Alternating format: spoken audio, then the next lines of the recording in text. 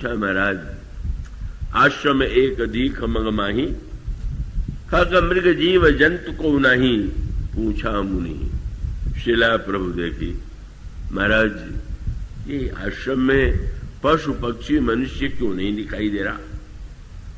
क्या है? विश्वामित्र जी कह के छुट्टी ले सकते थे कि नहीं, तुम सब जानते हो, मैं नहीं बताऊंगा। पर गोस्वामी जी ने कहा कि नहीं। जब उन्होंने पूछा तो पूछा मुनि शिला प्रभु देखी, तो सकल कथा मुनि कही विषय। यह कथा सूत्र माने कथा वह माध्यम है कि जिस माध्यम के द्वारा अपनी गुरु के माध्यम से गुरुदेव ने उस कथा को ऐसे रूप में प्रस्तुत किया कि भगवान के हृदय में कृपा और करुणा का संचार हो, और कृपा और करुणा के द्वारा उस अहिल्या के रूप में जो बुद्धि की जड़ता है। मानो गोस्वामी जी विनय पत्रिका में भगवान राम से कहते हैं कि प्रभु, मैंने सुना है कि त्रेता युग में आपने अहिल्या जो पत्थर की बनी हुई थी उसका आपने उद्धार कर दिया, पर मुझे विश्वास तो तब होगा जब यह आप करके दिखावें। कहाँ है अहिल्या? उन्होंने कहा महाराज, हमारे पास जो अहिल्या है वो तो सबसे वो अहिल्या तो एक भूल के कारण पत्थर बन गई, पर हमारी अहिल्या जो है नित्य नित्य वही भूल करती है। कौन है अहिल्या? मैंने पत्रिका में कहते हैं सहस शिलाहुते जड़मति भई, बुद्धि हमारी जड़ हो गई है। उस बुद्धि ने एक बार धोखा खा लिया। वह इंद्र को गौतम समझने की भूल कर बैठी और उसे श्राप मिला, तुम पत्थर हो जाओ। और वही भूल हम नित्य, हमारी बुद्धि धोखा खाती रहती है। ऐसी जड़ता का उदय हो गया है, और इस जड़ता के विनाश के लिए कथा की अपेक्षा है। कथा के द्वारा एक उद्धार होता है। अगर व्यक्ति अपनी बुद्धि की जड़ता को चैतन्य करना चाहे तो मानो सूत्र यही है कि प्रभु, अगर आप इस अहिल्या को, हमारी बुद्धि की जड़ता को दूर कर दें तो मुझे विश्वास हो जाएगा कि त्रेता युग में आपने अहिल्या का उद्धार किया। पर उसमें बीच में जो माध्यम है, अहिल्या भी वही और भगवान भी वही, पर माध्यम तो गुरुदेव है।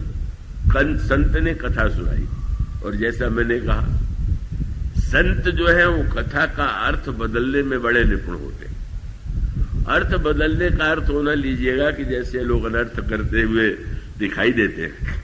अनर्थ करने वालों की संख्या भी कम नहीं है, वो तो बहुत है। पर इसका अर्थ है कि हम उस अर्थ के द्वारा क्या चाहते हैं और जो चाहते हैं। अब मान लीजिए भगवान राम से पूछा, भगवान राम ने पूछा महर्षि विश्वामित्र से कि महाराज ये कौन है? तो महर्षि यह भी कह सकते थे, अरे ये अहिल्या, ये तो महान का अशुद्ध पातिव्रत से भ्रष्ट हो गई और इसके पति ने ही शाप दे दिया कि जाओ, कोई तुम्हारे पास नहीं आवेगा, पक्षी भी पास में नहीं रहेंगे।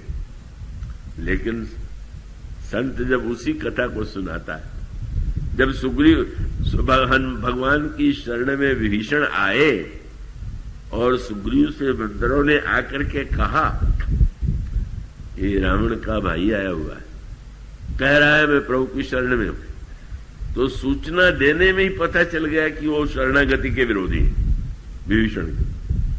प्रभु ने पूछा, सुग्रीव जी क्या समाचार है? तो ये कह सकते थे कि पुलस्त का नाती, पुलस्त के नाती हैं, विश्रवा मुनि के बेटे हैं, विश्रवा मुनि के बेटे विभीषण आपकी शरण में आए हुए। तो सूचना कैसे देते? आवा मिलन दशानन भाई। महाराज, दशानन का भाई मिलने आया हुआ। शब्द भी एक तो व्यक्ति का परिचय पिता के नाम से देना चाहिए कि भाई के नाम से? पिता और प्रपिता का नाम नहीं, और नाम भी रावण का कौन सा चुना? 10 मुंह वाला। मानो भगवान ये कह सकते हैं कि भाई कोई बात नहीं है, वो तो कह रहा है ना कि मैं शरण में आया हुआ हूं, कोई व्यक्ति अपनी बात कह के बदल जाए तो कहते हैं तुम्हारा एक मुंह है कि दो मुंह है। सुग्रीव का तात्पर्य यह था कि जब दो मुंह वाले पर विश्वास नहीं किया जाता तो 10 मुंह वाले का भाई, इसकी बात का क्या विश्वास किया जाए। आप किसी बात को रखते हुए ऐसे ढंग से रख दीजिए कि सामने वाले के मन में उसको सुन करके उसके प्रति क्रोध आ जाए, तृष्णा आ जाए, और ऐसे रूप में रख दीजिए कि सुन करके उसके प्रति सहानुभूति और सद्भाव उत्पन्न हो जाए। तो संत की विशेषता क्या है? संसार के व्यक्ति तो दूसरों के विषय में जब कुछ कहते हैं तो दोष को और बढ़ा करके उसकी निंदा करते हुए कहते हैं, और संत ने जब सुनाया तो कथा का सार क्या था, अंत में कहा। शब्द गोस्वामी जी का देखेंगे, महर्षि विश्वामित्र कहते हैं गौतम नारी, परिचय देते हैं महर्षि गौतम की पत्नी, और उपल देह, और शब्द कितना सुंदर है, उपल देह धरि धीर, कितनी धैर्यशालिनी है, हजारों वर्ष से धैर्य पूर्वक आपकी प्रतीक्षा कर रही थी। अब कोई कुतार्किक होता तो कह देता कि अब पत्थर प्रतीक्षा नहीं करेगा तो क्या चलने लगेगा क्या। मानो संत की विशेषता ये है कि एक ही वाक्य में उसने जीवन का अर्थ बदल दिया। बोले प्रभु एक क्षण के लिए अगर अहिल्या विचलित हो गई तो उसको शाप मिला, और हजारों वर्ष से जो अडिग है उस पर तो ध्यान देना चाहिए। एक क्षण के लिए विचलित हो जाने से क्या हुआ, अगर वो नहीं विचलित, कब से गौतम नारी शाप बस उपल देह धरि थी। और उसके बाद अगला वाक्य क्या करे, स्पष्ट बता देते, क्या आप जा रहे हैं धनुष यज्ञ में और आपके अनेक गुण हैं, तो अनेक गुणों की आपको वहां जाकर के तो अपने पौरुष की परीक्षा देनी है धनुष तोड़ करके। लेकिन आपका एक प्रसिद्ध गुण कृपा है, इस समय कृपा की परीक्षा है। क्यों? अगर कोई श्रेष्ठ व्यक्ति को सम्मान दे दे तो कृपा थोड़ी है, वो तो प्रतिदान है। तो आपकी कृपा है कि नहीं, उसकी परीक्षा तो अहिल्या है।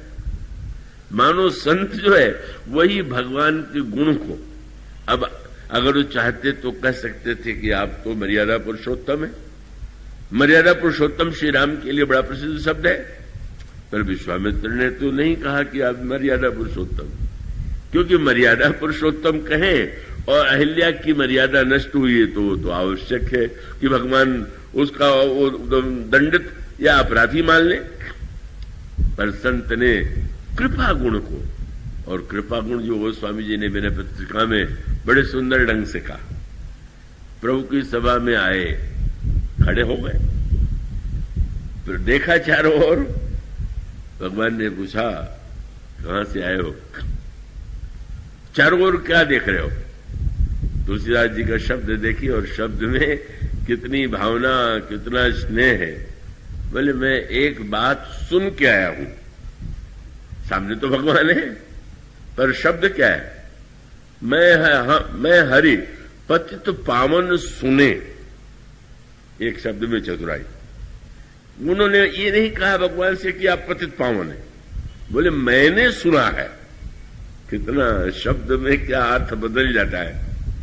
अगर तुलसीदास जी कह दें कि आप पतित पावन, तो उसमें आनंद थोड़ी है।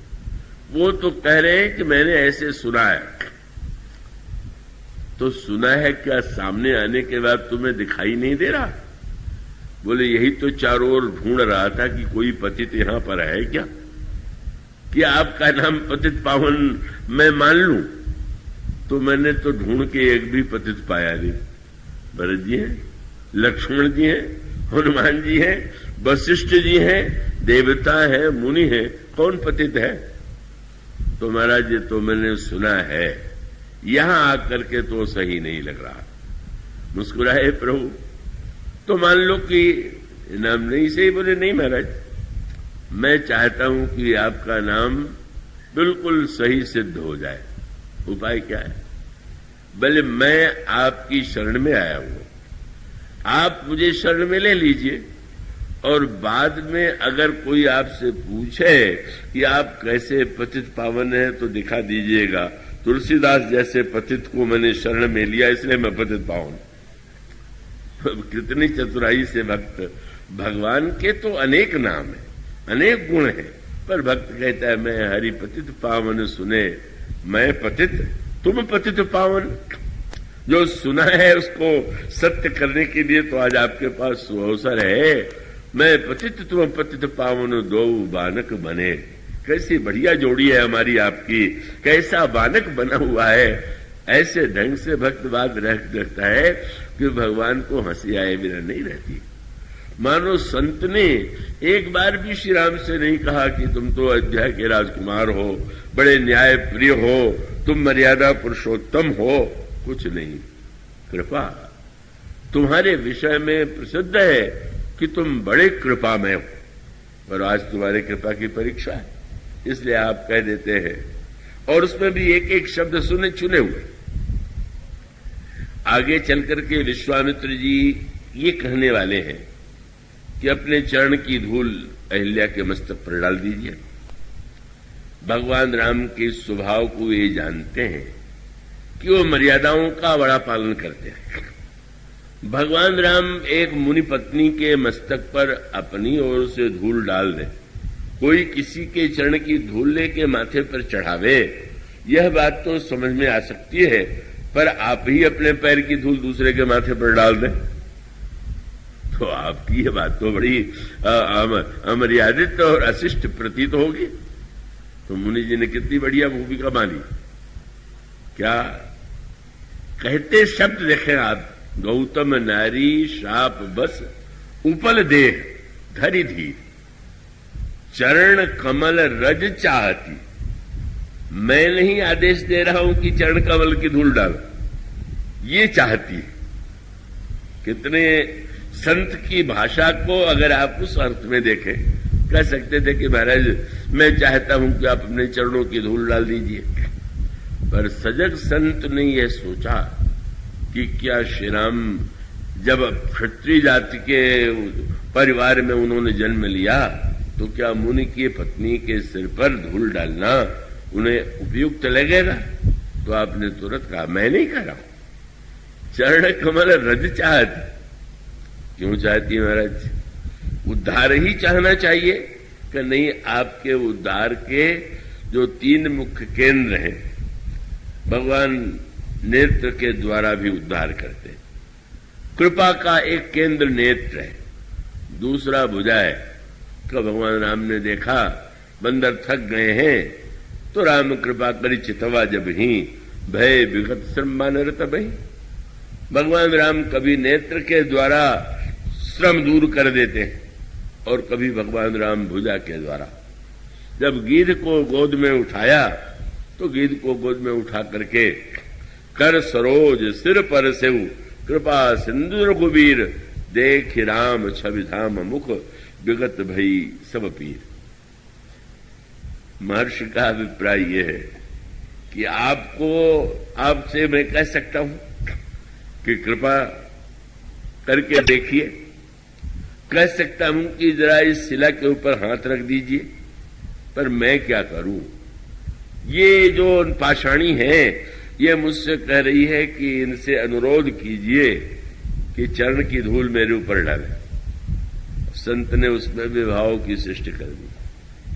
क्या महाराज अहिल्या डर रही है कि अगर आप नेत्र से कृपा करने चले और सारे अपराध दिखाई दे गए तो बड़ा संकट आ जाएगा। इसलिए अब कृपा करना है तो नेत्र तो मूंद लीजिए, और भुजा से कृपा करना चलेंगे तो धनुष बाण आपने ले रखा है अपराधियों को दंड देने के लिए, तो हाथ के सामने समस्या है। इसलिए मेरे ऊपर नेत्र से भी कृपा मत कीजिए, भुजा से भी कृपा न कीजिए। तब बोले उन चरणों से कृपा कीजिए जिनसे गंगा निकली है, जिस गंगा ने आज तक पापी पुण्यात्मा किसी जाति पाति कुल का विचार नहीं किया। आप उन चरण कमल रज चाहती, कृपा करो रघुवीर। एक वाक्य में ही संत कितने अर्थ दे देता। संत कितना को सब लोग जानते भी नहीं कि भगवान से अपनी बात कैसे रखनी चाहिए, कैसे उनके सामने बात कही जानी चाहिए। और वह कहने के बाद प्रभु ने तत्काल आज्ञा का पालन किया। पर सत पद पावन शोक न सावन प्रकट भई तब पुंज सही देखत रघुनायक जन सुखदायक सन्मुख होई कर जोरी रही। और तब अहिल्या ने स्तुति किया। महर्षि गौतम आए, अहिल्या को लेकर के चले गए। प्रभु महर्षि विश्वामित्र के साथ आगे बढ़े। पर चले राम लक्ष्मण मुनि संगा गए जहां जग पावनी गंगा। भगवान श्री राम गंगा के किनारे, और वहां पर हमारे यहाँ की परंपरा है कि जब नदी में तीर्थ में नहाइए तो महिमा पहले। भगवान राम को गंभीर देख करके महर्षि विश्वामित्र ने कहा, पाषाणी का चेतना दे करके कितना बड़ा कल्याण तुम्हारे द्वारा हुआ है। भगवान राम गंभीर है। भगवान राम ने महर्षि की ओर देखा, क्योंकि वो शील के आगार हैं, अभिमान का लेश नहीं है। प्रभु को यह गर्व नहीं हो गया मैंने अहिल्या का उद्धार कर दिया, जड़ को चेतन बना दिया। गोस्वामी जी कहते हैं विनय पत्रिका में, शिला साप संताप सुगति दई परसत पावन पाऊं, लेकिन दई सुगति सुन सोन हरस ही चरण छुए को पछिताओ। थोड़ा लग रहा है कि ठीक है अहिल्या चाहती होंगी, गुरुजी आपने कह दिया, पर मैंने तो अमर्यादित कार्य किया ही कि एक मुनि पत्नी के सिर पर अपना चरण डाल दिया है, तो मुझसे तो बड़ा पाप हो गया। तो आपने पूछा कि महाराज ऐसा कोई अवसर आ जाए कि जब कोई पाप न चाह करके भी हो जाए तो कोई प्रायश्चित है। गंगा की धारा बह रही थी, महर्षि ने कहा गंगा में स्नान कर लो। व्यंग था, भाई चरण की धूल डाल दिया तो तुम्हें पाप लग रहा है, तो गंगा भी तो तुम्हारे चरणों से निकली है, जब उसको भी अपने सिर पर डाल लोगे तो चलो बराबरी की बात हो जाएगी।